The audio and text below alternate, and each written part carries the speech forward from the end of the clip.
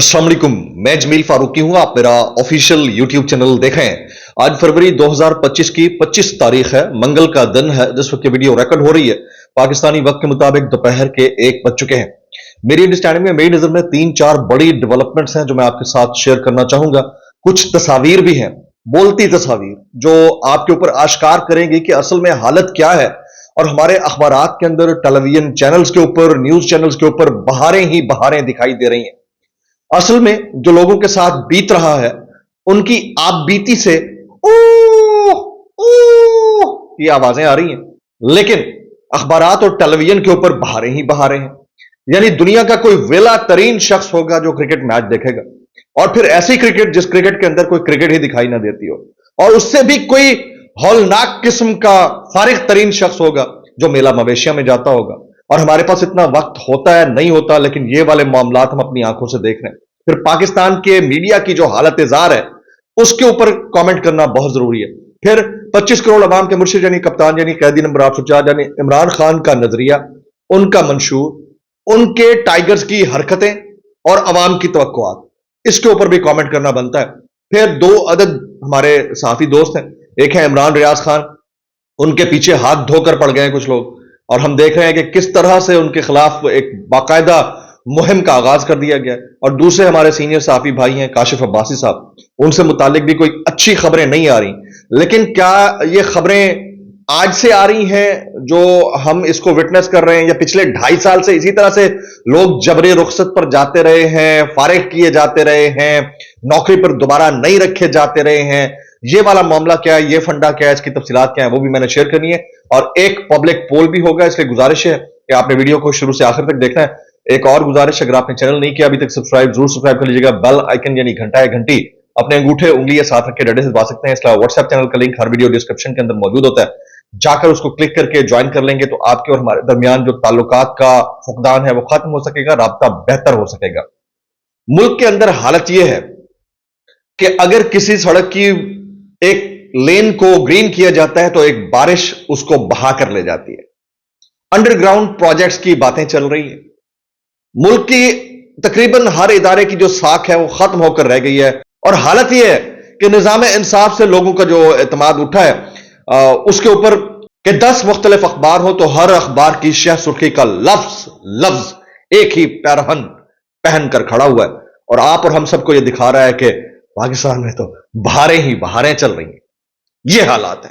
ये वो तकाबली जायजा है जो मैं आपके सामने शेयर करना चाह रहा था कि एक तरफ पब्लिक मर रही है, फाके चल रहे हैं, इंसाफ से मायूस है, कानून से मायूस है, बेरोजगारी है, मईशत का पहिया रुका हुआ है, लेकिन दूसरी तरफ अखबारों की जीनत बनने वाली शह सुर्खियां हमें कुछ और ही कहानी सुना रही। हमारे मुल्क की हालत यह है कि आप और हमारे पास टाइम हो ना हो, हम इतने वेले हों कि हम टीवी स्क्रीन के आगे बैठे, हमें अपने मोबाइल से ही फुर्सत नहीं मिलती, और लोगों के पास इतनी फुर्सत है कि वो मेला मवेशियां देखने के लिए आ जाते हैं। यानी इस हद तक हम पस्ती में जा चुके हैं कि हमें यह समझ ही नहीं है। और फिर इससे बढ़कर जो हमारी सरकारी हाजनों की मजबूरियां हैं, माजरत के साथ उनकी सख्त जो ड्यूटियां लगी हुई हैं, उसके ऊपर भी मैं बात करता हूं। उससे पहले ये तस्वीरें आपने मुलाजा कर ली, उससे पहले अब एक तरफ 25 करोड़ आवाम के मुर्शिद यानी कप्तान यानी कैदी नंबर 804 यानी इमरान खान का नजरिया है, मंशूर है, वो डटे हुए हैं अपनी बात के ऊपर, अपनी गुफ्तगू के ऊपर। फिर उसके टाइगर से तवक्कुआत हैं। यानी कल रात अली अमीन गंडापुर साहब जो वज़ीर आला है केपीके के, वो कराची के अंदर मौजूद थे, उनकी राशिदी साहब से मुलाकात थी, पीर पगारा साहब से, लेकिन अचानक से रात को बीमार हो गया, उनकी मुलाकात मुलतवी हो गई। ये वाली हालत है। और उन्होंने इमरान खान साहब की जो जेल के अंदर मौजूदगी है उसको न्यू नॉर्मल बनाकर रखा हुआ है, तमाम तकरीबन जो बड़े टाइगर्स हैं, और फिर अवाम की इनसे तवक्कुआत है। अब हालत यह है कि क्या इनकी अवाम के लिए इमरान खान साहब की रिहाई और उनके कारकुनान जो सियासी कैदी बने हुए हैं उनकी रिहाई पर फोकस ज्यादा होना चाहिए, या अपनी पोजीशन चैलेंज करने के ऊपर?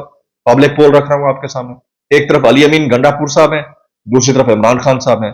इमरान खान साहब का कद बड़ा है या अली अमीन गंडापुर का कद बड़ा? नीचे आपने कमेंट सेक्शन में ज़्यादा से ज़्यादा कमेंट्स करने हैं और ये बताना है कि क्या इमरान खान साहब आपकी नज़र में पीटीआई का असल चेहरा है, या अली अमीन गंडापुर साहब पीटीआई का असल चेहरा है? मीडिया टॉक करते और कहते हैं जो कैमरा लगा के अपने सामने बैठ जाते हैं, सुबह शाम तोते की तरह बोलते रहते हैं, इनको एक्सपोज करूंगा।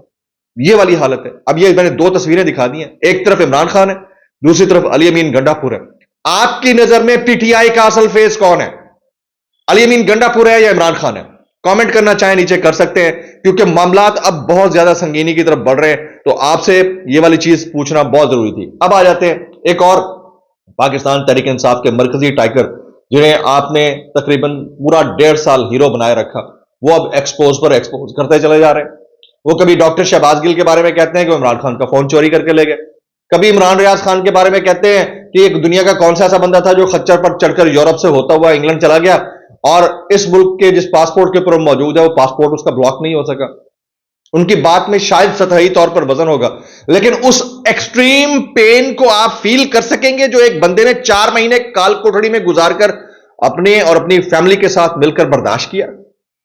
जो कुछ यहां पर पाकिस्तान में उसने गंवा दिया है, आप उस एक्सट्रीम पेन को फील कर सकते हैं। उस एक्सट्रीम पेन से हम सब गुजर रहे हैं। इमरान रियाज खान तो चले गए ना, भाई हमारा, वो तो चले गए, बैठे हैं दूसरे मुल्क के अंदर, मुश्किल हालत में बैठे हैं, उसकी वजाहत भी उन्होंने जारी कर दी। लेकिन 2 मिनट के लिए सोचिए कि आपसे एक छोटी सी पोजीशन क्या छीनी गई है, आप खान साहब के खिलाफ खड़े हो गए। और सोचिए कि जिनसे नौकरियां, माल, असबाब, अकाउंट्स के हालात कुछ नहीं बता, खाते खाली हो गए, वो फिर भी अपनी बात के ऊपर खड़े हुए हैं। हमें मिलना तो कुछ नहीं है कहीं से भी, और ना ही इसकी कोई तवक्को है किसी को, और ना ही इसके लिए हम कोई काम करते होते हैं, लेकिन अब एटलीस्ट अपने नजरिए के साथ तो खड़े हुए जो हमने हलफ लिया है साहब का। ये वाला फर्क आपको कर लेना चाहिए। अगर आप नहीं कर पा रहे तो फिर आप अहमकों की जन्नत में ही रहते हैं। आ जाते हैं जी काशिफ अब्बासी साहब। आज का मेरा व्लॉग जरा डिफरेंट है, ये व्लॉग आपने बड़े गौर से देखना है। काशिफ अब्बासी साहब, हमारे एक दोस्त है जुबैर अली खान, उन्होंने ट्वीट कर रखा था काशिफ अब्बासी साहब की जो जबरी रुखसत है उसमें इजाफा कर दिया गया, यानी उसमें मजीद इजाफा कर दिया गया। अब कोई नहीं पता कि वो ताहुक्म सानी ऑन एयर होते नहीं होते, ये जुबैर अली खान के जुमले हैं।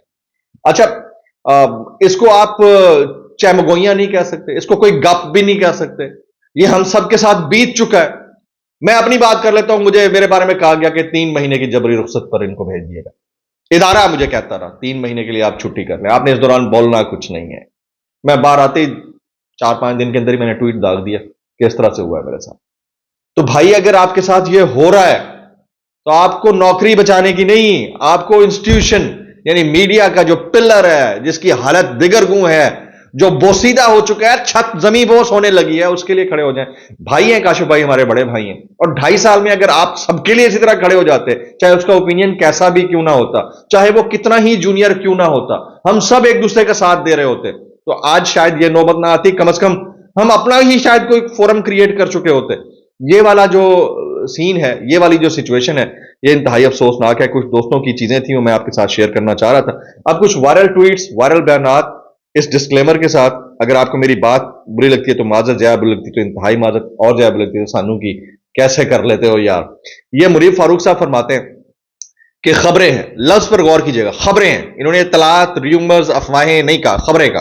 खबरें हैं कि सुप्रीम कोर्ट मखसूस हालात में सिविलियंस के फौजी अदालतों में ट्रायल की इजाजत दे देगी। ठीक है, इसका तरीकाकार तय कर देगी। जैसे 9 मई हुआ, इसका मिलिट्री कोर्ट्स में ट्रायल हो, इसके बाद शायद इमरान खान के लिए मसाइल मजीद बढ़ सकते हैं, और अब ये ऐसे रिहा नहीं हो सकते। भाई फैसला तो जब आएगा आएगा, इनको कैसे पता है?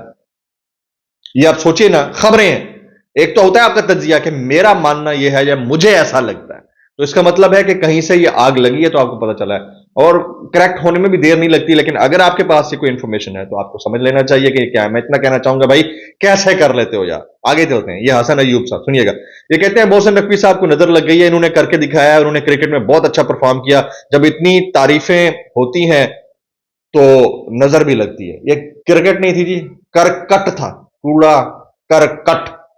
उसको इकट्ठा करने में उन्होंने कोई एफर्ट किया होगा।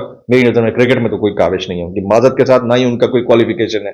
ये सरकारी हाजनों की सख्त ड्यूटियां चेक कीजिए। जब इमरान खान ने वर्ल्ड कप जीता था तो सबने पार्टी लाइन से हटकर उसको सराहा।